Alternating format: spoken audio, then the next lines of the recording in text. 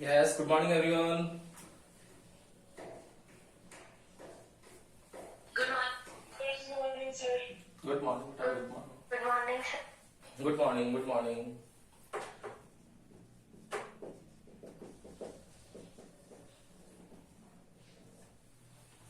हमारा चैप्टर चला था मैकेनिकल प्रॉपर्टीज ऑफ सॉलिड और हम लोगों ने कल यंग्स मॉडुलस ऑफ इलास्टिसिटी के बारे में पढ़ा था। उसके न्यूमेरिकल्स किए थे हम लोगों ने एनसीईआरटी एक्सरसाइज के। आज अब हमारे पास दो और बच गए हैं। हम लोगों ने देखा था कल क्लास में कि मॉडुलस ऑफ इलास्टिसिटी जो है वो 3 है आप लोगों के सिलेबस में। फर्स्ट था यंग मॉडुलस जो कल पढ़ा था। अब बच गए 2 बल्क मॉडुलस सेकंड, और थर्ड वाला बच गया share modulus.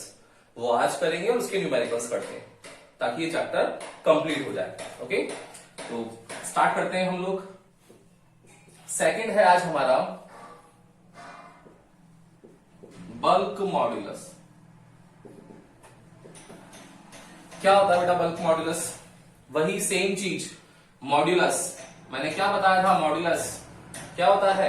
It is defined as the ratio of stress to the strain. अब वर्ड लगा दिया बल्क तो क्या हो जाएगा? Bulk stress to the bulk strain. Clear है ना? तो क्या होगा? हम लोग क्या लिखेंगे इसकी define? It is defined as the ratio of bulk stress to the bulk strain and it is denoted by B। तो क्या फॉर्मूला हो जाएगा? B equals to bulk stress then bulk strain। What is the value of bulk stress? Stress हमेशा same रहता है, that's why it is denoted by F over A। and bulk strain volume में change, volume में change कितना होगा? Delta V over V। तो value आ जाएगी आप लोगों के पास में B equals to F upon A and V upon delta V। ये आप लोगों के पास में वैल्यू आ गई। क्लियर? कोई दिक्कत यहां तक नहीं होगी ना? सेम अगर यंग मॉडुलस आप लोगों को कल की क्लास में समझ में आया तो ये तो बहुत इजीली फटाफट से समझ में आ जाएगा। ठीक है ना? अब देखो इसकी आगे की कहानी। नेक्स्ट है इसमें पार्ट कि B equals to F into V upon A into delta V है। अब अगर हम लोग एक फॉर एग्जाम्पल एक बबल ले लें या फिर एक कंटेनर ले लें जिसमें एक पिस्टन लगा हुआ है। ये जो है ये बोलते हैं कवर। इस कवर को यहां पर नाम दिया होता है पिस्टन, PISTON, पिस्टन। क्या होगा? इसमें भी लिक्विड है, इसमें भी लिक्विड है। अब बाहर से अगर एटमॉस्फेरिक प्रेशर लग रहा है तो मैंने बताया था प्रेशर और स्ट्रेस में क्या फर्क है? कुछ फर्क नहीं है, सेम फॉर्मूले हैं। बस सबसे बड़ा जो मेजर डिफरेंस आता है वो एक्सटर्नल फोर्स और रीस्टोरिंग फोर्स का आता है। बाकी फॉर्मूला वाइज दोनों सेम है। क्या होगा कि यहां पर अगर आप लोगों के पास में एटमॉस्फेरिक प्रेशर लगता है, ये एटमॉस्फेरिक प्रेशर है, तो बताओ एटमॉस्फेरिक प्रेशर की वजह से क्या होगा? क्या होने वाला है? एटमॉस्फेरिक प्रेशर की वजह से इसका वॉल्यूम जो होगा वो पहले के कंपैरेटिवली कम हो जाएगा। लेट सपोज हम लोगों ने ये ले लिया इसका न्यू वॉल्यूम, तो वॉल्यूम में क्या हुआ? डिक्रीमेंट हुआ, तो माइनस डेल्टा V। तो चेंज कितना हो गया? Minus delta V over V। Clear है? यहां की बात करें तो यहां पर भी क्या होगा? अगर मान लो एटमॉस्फेरिक प्रेशर लग रहा है तो फिर वॉल्यूम कम हो जाएगा। लेट सपोज ये पिस्टन जो है वो यहां पर आ गया शिफ्ट होकर के, तो डेल्टा V का डिक्रीमेंट ये भी हो गया। दैट मीन्स यहां पर भी क्या होगा? Minus delta V over V। First चीज। सेकंड चीज, ये वॉल्यूम में चेंज हो रहा है तो रिलेटिव चेंज तो हो रहा है, और रिलेटिव चेंज किसकी वजह से हो रहा है? कि बाहर एटमॉस्फेरिक प्रेशर की वजह से। तो क्या ये F अपॉन A हमारा यहां पर एटमॉस्फेरिक प्रेशर बना या नहीं बना? बिल्कुल बन गया। तो हम लोग इस F अपॉन A को एटमॉस्फेरिक प्रेशर से भी डिनोट कर सकते हैं। ये सिर्फ और सिर्फ वॉल्यूम के केस में होता है, वॉल्यूम के केस में होगा। यंग मॉडुलस में F अपॉन A वहां है ही नहीं, वहां तो लेंथ है, उसकी लेंथ में इंक्रीमेंट है। अभी आएगा शियर मॉडुलस, उसमें टेंजेंशियल, आप लोगों को पता ही है वो भी चीज, टाइप में पढ़ा है आप लोगों ने। तो केवल और केवल एटमॉस्फेरिक प्रेशर का कॉन्सेप्ट जो है वो बल्क मॉडुलस के केसेस में आता है, ठीक है ना। और ध्यान रखने वाली बात है, क्यों? क्योंकि वहां पर वॉल्यूम जो है वो कम हो जाता है, तो वॉल्यूम में रिलेटिव चेंज आया ना, तो वॉल्यूम में रिलेटिव चेंज आया, दैट मीन्स स्ट्रेन आ गया, और स्ट्रेन डायरेक्टली प्रोपोर्शनल है स्ट्रेस के, मतलब स्ट्रेस भी आएगा। तो स्ट्रेस किस वजह से आया? रीस्टोर की वजह से थोड़ी ना आया, प्रेशर की वजह से आया है। दैट मीन्स ये जो मेरा बल्क स्ट्रेस है ये मेरा एटमॉस्फेरिक प्रेशर भी है, और एटमॉस्फेरिक प्रेशर को अगर लिक्विड में है तो हाइड्रोलिक प्रेशर भी बोलते हैं उसको, ठीक है ना। तो यही फॉर्मूला चेंज होकर के आपका ये भी बन सकता है, ये ध्यान देने वाली बात है, इंपॉर्टेंट चीज है ये वाली। B इक्वल्स टू, कोई यहां पर लिखेगा atmospheric pressure upon bulk strain, कोई अगर लिक्विड ले लेगा कोई सा भी हो तो वो यहां पर हाइड्रोलिक भी लिख सकता है, hydraulic pressure upon bulk strain, ठीक है ना।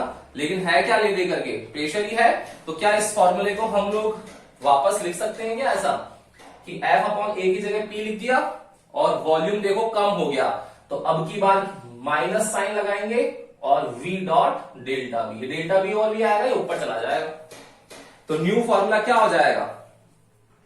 न्यू फॉर्मूला जाएगा minus of PV upon delta V।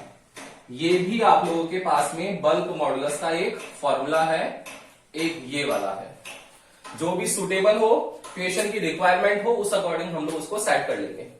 क्या समझ में आ गया क्या आप लोगों को? यस और नो बताओ, इजी ना?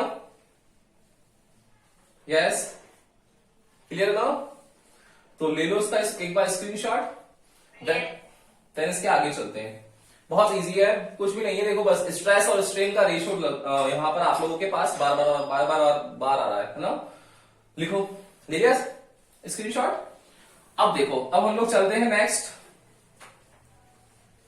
इसी बल्क मॉडुलस का एक टॉपिक और होता है जिसको डिनोट करते हैं, सब टॉपिक है कंप्रेसिबिलिटी। ये कंप्रेसिबिलिटी को के से डिनोट करते हैं। क्या होता है कंप्रेसिबिलिटी? कि अगर बाहर से आप एटमॉस्फेरिक प्रेशर लगाओगे, ये क्या रीस्टोरिंग फोर्स में कंप्रेस हो सकता है क्या? कोई भी चीज, एक बॉटल है, उसको आप लोगों ने बाहर से फोर्स लगाया तो वो कंप्रेस ही हो रही है, अंदर से रीस्टोर फोर्स जो होगा वो तो वापस उसको ओरिजिनल साइज शेप में लेके आएगा, तो वो तो कंप्रेस करेगा नहीं कभी। तो कंप्रेसिबिलिटी के केस में क्या होगा हमेशा कि प्रेशर आना चाहिए, नहीं आना चाहिए? आना चाहिए ना। दूसरी चीज, अगर हम लोग बाहर से फोर्स लगा रहे तो कंप्रेसिबिलिटी आ रही है, तो वॉल्यूम क्या होता जा रहा है? कम होता जा रहा है। तो वॉल्यूम कम हो रहा है, मतलब जब वॉल्यूम कम हो रहा है, देखो ये वॉल्यूम कम हो रहा है, तो ये बी जो है वो भी क्या हो रहा है? कम हो रहा है। मतलब वॉल्यूम कम होने से बल्क मॉडुलस भी कम होता है, और कंप्रेस जो होता है वो ज्यादा होता है, धीरे धीरे धीरे धीरे धीरे बढ़ता जाएगा। मतलब कंप्रेसिबिलिटी तो बढ़ रही है, साइज कम कर रहे हैं, वॉल्यूम कम कर रहे हैं, तो और शियर जो मॉडुलस बल्क मॉडुलस जो है वो कम हो रहा है। मतलब दोनों एक दूसरे क्या हो गए? रेसिप्रोकल हो गए। तो यहां पर क्या लिख सकते हैं हम लोग कि कंप्रेसिबिलिटी जो है, ये कंप्रेसिबिलिटी 1 ओवर बल्क मॉडुलस होती है। क्यों? क्योंकि कंप्रेसिबिलिटी से वॉल्यूम कम होता है, वॉल्यूम कम होने की वजह से बी भी कम होगा बल्क मॉडुलस, और कंप्रेस ज्यादा होता जा रहा है, बढ़ता जा रहा है कंप्रेस, तो वो बढ़ता जाएगा। दैट मीन्स यहां जो कंप्रेसिबिलिटी है which is reciprocal of the bulk modulus. Clear? ठीक है ना। तो एक सब टॉपिक ये भी आता है इसके अंदर, कंप्रेसिबिलिटी, इसका भी स्क्रीनशॉट ले लो। एंड थर्ड है लास्ट, शियर मॉडुलस, वो करते हैं। क्लियर हो गया? अब देखना,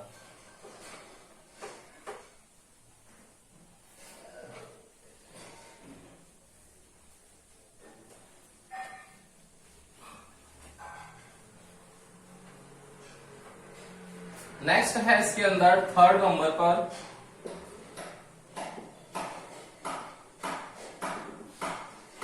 शियर मॉडुलस। इसको डिनोट कर रखा है हम लोगों ने कैपिटल जी से, क्या लिखेंगे, वही same define, it is defined as the ratio of shear stress to the shear strain. And shear word ये जो है वो आप लोगों का टेंजेंशियल वर्ड से रिलेटेड है, मैंने आप लोगों को पहले ही बताया था, एक बार वापस देख लो। लेट सपोज एक आप लोगों के पास में सिलेंडर है L लेंथ का। अब इस L लेंथ के सिलेंडर पर अगर मैं यहां पर फोर्स लगाऊं, टेंजेंशियल फोर्स, तो मैंने आप लोगों को बता रखा है हमेशा कि अगर एक सिलेंड्रिकल पोर्शन है या कोई भी ऑब्जेक्ट है, उसपे सेंटर ऑफ मास पर जब हम लोग फोर्स लगाते हैं तभी वो मूवमेंट की कंडीशन में आता है, अदरवाइज वो मूवमेंट की कंडीशन में कभी नहीं आता है। यहां पर हम लोगों ने क्या करा है, ऊपर फोर्स लगाया इसके टॉप पॉइंट पर, तो ये कंडीशन कैसी हो जाएगी कि बॉटम से तो सेम उसी पोजीशन में रहेगा, लेकिन टॉप से जो है वो इंक्लाइनेशन एंगल थीटा से टिल्ट हो जाएगा। देखो ये ऐसे होना चाहिए था एक्चुअली में, लेकिन ये यहां से इस तरीके से शिफ्ट हो गया है थीटा एंगल से। तो ये बोलता है कि थीटा एंगल से शिफ्ट हो गया, तो कितना शिफ्ट हुआ है, तो शिफ्टिंग यही तो हुई है, ये शिफ्टिंग हुई है, ये शिफ्टिंग हम लोगों ने लेट सपोज कर ली है डेल्टा एक्स है, और ये क्या है, इसकी ओरिजिनल लेंथ है। तो मैंने आप लोगों को बताया था कि अगर थीटा के सामने परपेंडिकुलर है, 90 के सामने हाइपोटेनस है, तो ये बच गया base. That means delta x और एल का जो रेशियो होगा वो होगा यहां पर tan थीटा से, और यही हमारा शियर स्ट्रेन है। एंड स्ट्रेस आपको पता ही है F अपॉन ए, तो क्या आ जाएगा formula, G equals to F over A over shear strain delta x over L। तो क्या वैल्यू आएगी बेटा यहां से, G equals to F into L upon A into delta x. ये आप लोगों के पास में शियर मॉड्यूलस आ गया। देखो कितना इजी चल रहा है, ये बहुत इजी है चैप्टर, और आप लोगों के मार्क्स इजीली गेन कर सकते हो इस चैप्टर में। तो बहुत इजी फॉर्मूलाज हैं। सबसे पहले फर्स्ट क्वेश्चन बनता है आप लोगों का यंग मॉड्यूलस से, तो longitudinal stress to the longitudinal strain. फिर आता है बल्क, तो bulk stress to the bulk strain. फिर थर्ड आता है शियर मॉड्यूलस, तो shear stress to the shear strain. Stress और स्ट्रेन का रेशियो लिखते जाओ, आप लोगों का काम होता जाएगा। और इसमें टाइप्स भी इंक्लूड हो गए, तो स्ट्रेस और स्ट्रेन के टाइप भी पढ़ने की जरूरत नहीं पड़ेगी। ये 3 टॉपिक पढ़ो मेन, आप लोगों को सारा चैप्टर समझ में आ रहा है। क्लियर है ना, तो ले लो उसका भी स्क्रीनशॉट। देन इसके बाद अब हम लोग न्यूमेरिकल्स करते हैं इसके, ताकि आप लोगों की प्रैक्टिस हो जाए।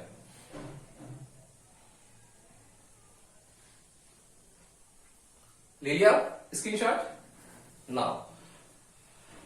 आप लोगों के पास सबके पास एनसीईआरटी है, जैसे हम लोगों ने कल क्वेश्चन करे थे वैसे आज भी करते हैं इसके NCERT exercise questions.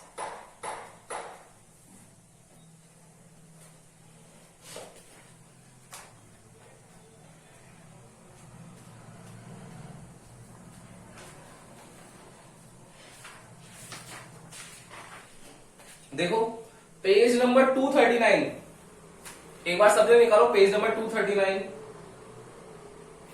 Page number 239 पर आपको सबको दिख रहा होगा bulk modulus of some common materials, एक टेबल दिख रही होगी ऊपर ही ऊपर।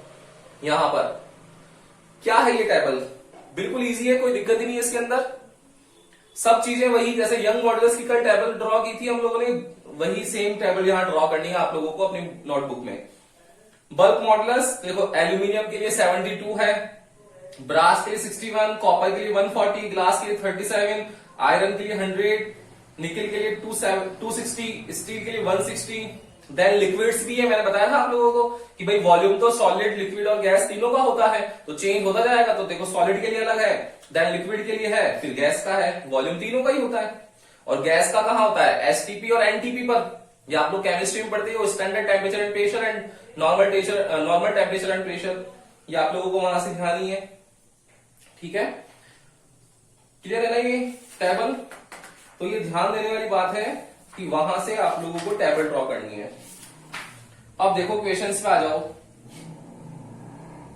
ये बाद वाले सारे क्वेश्चंस जो हैं आप लोगों के, ये सारे के सारे बेटा यंग मॉड्यूलस पे हैं, जो मैंने कल करवाए थे उसी पैटर्न पर हैं। 9.6, 7, 8, 9.9, 9.10, 11, 12 देखो चेंज है, ये 12 करवा देता हूं मैं एक बार आप लोगों को, बहुत इजी है, करें देखो। क्वेश्चन नंबर 12 देखना, 9.12 पढ़ो। Compute the bulk modulus of water. हम लोगों को क्या निकालना है? बल्क मॉड्यूलस निकालना है of water from the following data. Initial volume, initial volume कितना है? V1 100 लीटर, ये 100 litre. Pressure increases 100 atmospheric pressure and 1 atmospheric की वैल्यू गिवन है 1.013 इंटू 10⁵ और प्रेशर की डिस्कवरी किसने की थी? साइंटिस्ट था ब्लेज पास्कल। याद है आप लोगों को ये चीज? ब्लेज पास्कल साइंटिस्ट था जिसने प्रेशर को डिस्कवर किया था, तो उसी के नाम पर पीए लगा रखा है। ये पीए स्टैंड्स फॉर, जैसे न्यूटन के लिए एन लगाते हो वैसे पास्कल के लिए पीए लगा रखा है, unit. Then final volume V2 कितना है? 100.5 लीटर और प्रेशर कितना दे दिया आपको? प्रेशर है 100 एटमॉस्फेरिक और एटमॉस्फेरिक की वैल्यू दे दी, तो 1 ATM की वैल्यू कितनी है? 1.013 इंटू 10⁵ पास्कल। ये कन्वर्ट कर लिया, कन्वर्जन दिया हुआ था। Compare the bulk modulus of water with that of air. आप लोगों को पहले तो इसका वाटर का निकालना है, ये वाटर के लिए है, तो bulk modulus of water find करो फर्स्ट, ये काम करना है। सेकंड इसको कंपेयर करना है, कंपेयर मतलब दोनों का रेशो देख लो, तो दोनों का वाटर और एयर का रेशो देखना है। सबसे पहले यही काम करते हैं हम लोग गिवन लिखने का। ये देखो गिवन लिख लिया। अब आपके सबके दिमाग में चलना होगा कि सर देखो बल्क मॉड्यूलस है, वॉल्यूम में चेंज हो गया है, प्रेशर गिवन है, तो सर फॉर्मूला अपने पास आ रखा है। कौन सा फॉर्मूला लगना चाहिए बताओ भाई? B equals to minus of P delta V over V। ये डेल्टा V देखो कब लगता है? जब वॉल्यूम में डिक्रीमेंट हो। क्लियर है? लेकिन यहां पर आप लोग देखोगे सब जने, तो 100 लीटर से 100.5 लीटर हो गया, दैट मीन्स वॉल्यूम इंक्रीज हुआ है, तो ये प्लस लगा देंगे हम लोग। क्लियर? अब देखो वॉल्यूम में चेंज निकालना है, तो क्या आएगा इसका फॉर्मूला? इसको लिख सकते हैं और हम लोग P into V upon delta V, तो B equals to P, pressure कितना है? 100 मल्टीप्लाई बाय 1.013 10⁵, P की value, volume, volume initial volume होगा which is denoted by 100 litre, delta V 100.5 minus 100, 100.5 minus 100। क्या आप लोग सब जने सॉल्व कर सकते हो क्या इसको? बोलो, कोई दिक्कत तो नहीं किसी को? इसको सॉल्व करना तो बल्क मॉड्यूलस ऑफ वाटर आप लोगों के पास आ जाएगा। क्लियर? अब आप लोगों को कंपेयर करना है। ये तो फर्स्ट आंसर आ गया आपके पास। अब सेकंड आंसर है कि जो भी आंसर आएगा उसको कंपेयर करना है एयर के साथ। देखो, तो एयर का मॉड्यूलस पता है क्या अपने को? नहीं पता ना? तो क्या करते हैं हम लोग जब नहीं पता होता है? तो पीछे पेज हम लोग देख लेते हैं पीछे पलट करके कि उसकी क्या वैल्यू है। देखो पेज नंबर 239 पर सबसे लास्ट में आप लोगों को गैसेस में एयर की वैल्यू गिवन है 1 इंटू 10⁻⁴, ये तो वैल्यू गिवन है। एंड 10⁹ देखो ऊपर वाला है, कॉलम में जो चल रहा है ना, कल देखा था अपन ने, B की वैल्यू दे रखी है 10⁹ न्यूटन पर मीटर स्क्वायर, वहां से वैल्यू है। तो एयर की क्या होगा बल्क मॉड्यूलस? तो B एयर कितना होगा? B एयर है 1 इंटू 10⁻⁴, ये तो वैल्यू है। एंड 10⁹ जो है वो ऊपर फॉर्मूले में दे रखा है, तो B एयर कितना आ जाएगा? 1 इंटू 10⁻⁴ प्लस 9 5, ये आ गया आप लोगों के पास। अब जो भी वैल्यू आएगी ना वो वाटर की, और उसका रेशियो लिख लेंगे 1 इंटू 10⁵, मतलब वो उतने ही टाइम इंक्रीज होगा, उतने ही टाइम इंक्रीज होगा, क्योंकि डिवाइड बाय 1 है ना, 1 का कोई साइंस नहीं डिनोमिनेटर में, तो उतने ही टाइम वो इंक्रीज हो जाएगा उसका बल्क मॉड्यूलस। मतलब बल्क मॉड्यूलस ऑफ वाटर जो है वो ग्रेटर देन होता है एयर से। क्लियर है? आएगा? समझ में आ गया ये बोलूं? न्यूमेरिकल समझ में आएगा? यस और नो?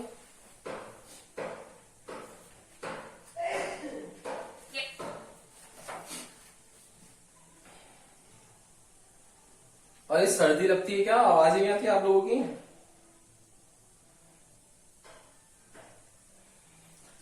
फिर देखो क्वेश्चन नंबर 14, ले लो उसका स्क्रीनशॉट एक बार। देन क्वेश्चन नंबर 14 करते हैं। ठीक है,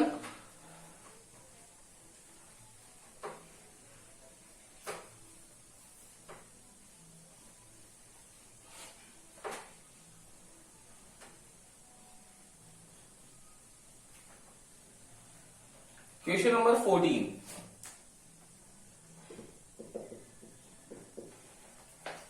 क्या गिवन है आपको? 9.14, compute the fractional change in volume of a glass slab when subjected to a hydraulic pressure. देखो मैंने आपको वर्ड यूज किए थे, एटमॉस्फेरिक प्रेशर भी यूज कर सकता है, हाइड्रोलिक भी कर सकता है, हाइड्रोलिक वर्ड यूज किया इसने।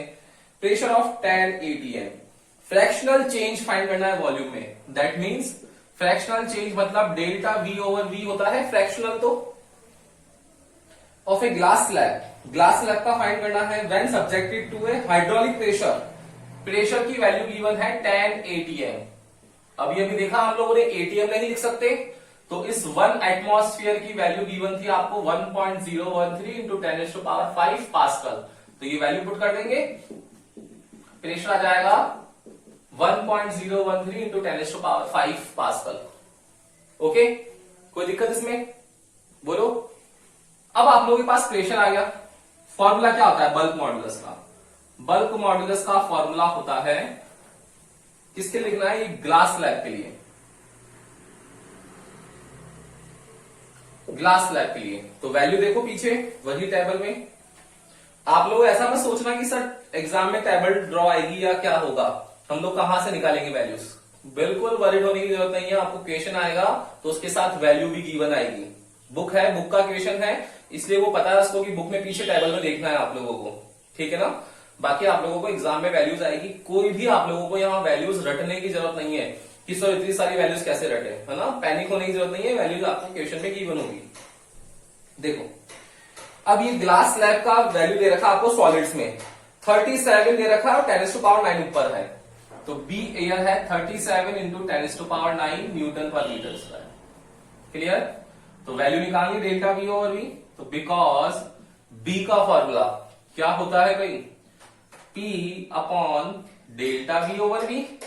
क्यों ना इस डेल्टा V ओवर V को हम लोग यहां ट्रांसफर कर दें, तो वैल्यू आ जाएगी डेल्टा V ओवर V की वैल्यू आ गई P ओवर B से। आप लोग P ओवर B निकालो direct, delta V over V आप लोगों का आंसर आ जाएगा। तो P की वैल्यू कितनी है? 10 into 1.013 into 10⁵ divided by glass slab 37 into 10⁹9। Clear ना? आप लोग सॉल्व कर सकते हो सब जगह इसको। पावर सॉल्व कर लो सबसे पहले। तो ये देखो कितना आएगा 1 2 3 1 2 3। तो पावर सॉल्व करोगे कितना आ जाएगा? ये 1013 मल्टीप्लाई बाय 10⁶ और 9 10 11 12, तो 6 और 12 -6 डिवाइडेड बाय 37। इसको आप लोग सॉल्व करोगे तो आप लोगों का यहां पर आंसर निकल जाएगा किसका? डेल्टा V ओवर V का। फ्रैक्शनल चेंज लिख लेगा, याद रखना कोई यूनिट मत लिख देना, क्योंकि फ्रैक्शनल चेंज है, फ्रैक्शनल जो भी चीज होती है वो यूनिटलेस एंड डायमेंशनलेस होती है। ये आप लोगों को मैंने स्ट्रेन वाले टॉपिक में बताया था कि स्ट्रेस की यूनिट होगी, वही आपके मॉडुलस ऑफ इलास्टिसिटी की भी होगी, स्ट्रेन की कोई यूनिट नहीं होगी। ठीक है ना? तो इस तरीके से देखो ये क्वेश्चन भी हम लोग सॉल्व कर सकते हैं। बहुत इजी क्वेश्चन है बेटा, आप लोगों को बिल्कुल डरने की जरूरत ही नहीं है। बहुत इजी क्वेश्चंस हैं, जहां प्रॉब्लम आए करना इसके क्वेश्चंस, जहां आप लोगों को लगेगा सर यहां दिक्कत आ रही है, वहीं पर हम लोग उस क्वेश्चन को कर लेंगे आगे। ठीक है ना? अब देखो 15th नंबर क्वेश्चन देखो, determine the volume contraction. Volume contraction मतलब क्या है? माइनस आ जाएगा, तो माइनस डेल्टा V की वैल्यू फाइंड करनी है of A solid copper cube. अब कॉपर की वैल्यू भी पता नहीं है, पीछे जाओ देख लो टेबल में। 10 centimetre on an edge when subjected to a hydraulic pressure. Pressure given है, निकाल सकते हैं हम लोग। तो आप लोगों को इतना नहीं लगेगा। How much should the pressure on a litre of water to be change to compress it by 0.10%। Compressibility है, तो B से हम लोग उसका क्या कर लेंगे? रेसिप्रोकल कर लेंगे। बी क्या होता है 1/k कंप्रेसिबिलिटी, या कंप्रेसिबिलिटी होती है 1/bulk बल्क मॉडुलस। इस फॉर्मूले से हम लोग निकाल सकते हैं, ठीक है ना। तो कोशिश करना करने की, जहां भी डाउट आए पूछना, ठीक है ना। ऐसा नहीं सोचना है कि सर क्वेश्चन टफ है या कुछ है, जहां दिक्कत आती है मैं हूं आप लोगों की हेल्प के लिए, क्वेश्चन पूछ सकते हो आप लोग, ठीक है। तो ये चैप्टर आप लोगों का ऑलमोस्ट कंप्लीट हो चुका है। अब कल एक ग्राफ आएगा, स्ट्रेस स्ट्रेन कर्व, वो ग्राफ है, देन उसके बाद ये चैप्टर कंप्लीट। इसमें आप लोगों के इस चैप्टर में पॉइजन रेशियो, बाद में कुछ एप्लीकेशंस थी, है ना, वो सारी एप्लीकेशंस आप लोगों के सिलेबस से हट गई है। तो सिलेबस कंप्लीटली वैसे कंपैरेटिवली कम हो गया है, लेकिन फिर भी आप लोगों का सिलेबस जो है डिटेल सिलेबस है, तो थोड़ा ढंग से पढ़ो। ये आप लोगों के आगे नीट और जेईई के एग्जाम में काम आने वाला है, ठीक है ना। तो जहां भी डाउट आए पूछना, और कोई प्रॉब्लम है तो आप लोग पर्सनल विंडो पे पूछ सकते हो, ठीक है। Good day.